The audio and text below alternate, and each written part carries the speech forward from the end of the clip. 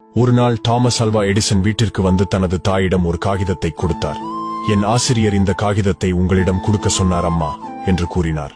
அந்த காகிதத்தை படித்ததும் தாயின் கண்களில் கண்ணீர் வடிந்தது. அவள் தனது குழந்தைக்கு உரத்த குரலில் கடிதத்தை படித்த போது, உங்கள் மகன் ஒரு மேதை. இந்த பள்ளி அவருக்கு மிகவும் சிறியது. அவருக்கு பயிற்சி அளிக்க போதுமான நல்ல ஆசிரியர்கள் இல்லை. தயவு செய்து அவருக்கு நீங்களே கற்பியுங்கள் என்று அந்த காகிதத்தில் இருந்தது.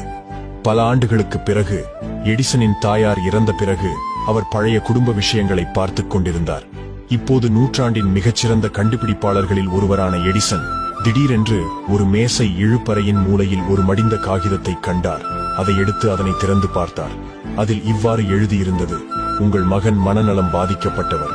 இனி அவரை பள்ளிக்கு வர அனுமதிக்க மாட்டோம். எடிசன் மணிக்கணக்கில் அழுதார். பின்னர் அவர் தனது டைரியில் இவ்வாறு எழுதினார்: தாமஸ் ஆல்வா எடிசன் ஒரு மனநலம் பாதிக்கப்பட்டவர்.